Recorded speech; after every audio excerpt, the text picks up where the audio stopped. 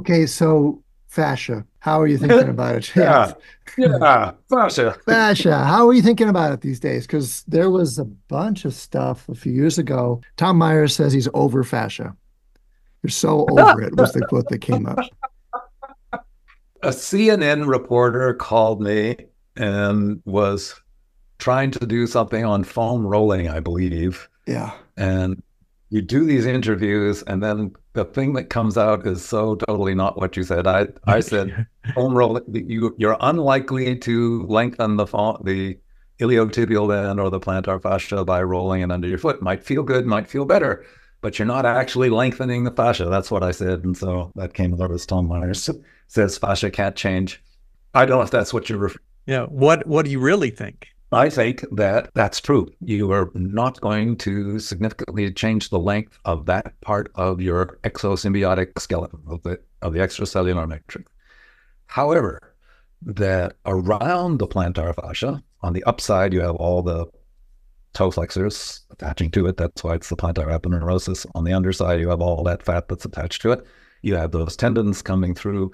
Those things can get stuck together. It's definitely worthwhile to, as I have for 50 years, put your fist in the plantar fascia and go down.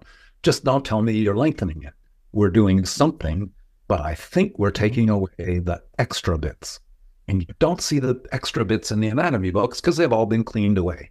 Can I give you one more example? Mm-hmm. For sure. Psoas tendon always shows the psoas tendon cleanly going over the iliopectineal ridge and then going down to attach in a very precise point on the lesser trochanter. If you, on a living person or on a cadaver, we have to open it in a particular way, pull on the psoas from above, in other words, tense the psoas.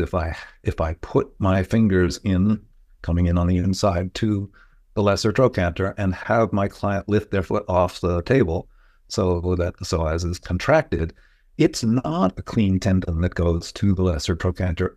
A tent appears. It pulls up a tent. Now that tent is extra fascia that has attached itself to the psoas, which is not palpable when the psoas is relaxed. So we all do a lot of palpation with the psoas totally relaxed. But as soon as the psoas engages, you realize, oh my God, it's got a lot of these tendrils that are going sideways to distribute the force or make the origin of the psoas bigger or whatever it's doing, but it's accumulated over the years. My job is not to lengthen the psoas tendon by going in there or to scrape it off the lesser trochanter or anything like that. My job is to reduce the tent so that it looks more like the book looks. It looks less fettered and cluttered with extra stuff.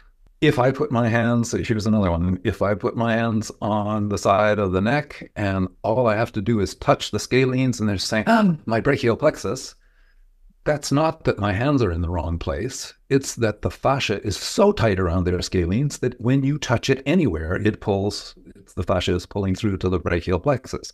That tells me, oh, I need to comb that extra bit away so that the brachial plexus has movement in and out as it needs to, independently of the scalene fascia. That's a gentle combing thing that I need to do to let those structures differentiate.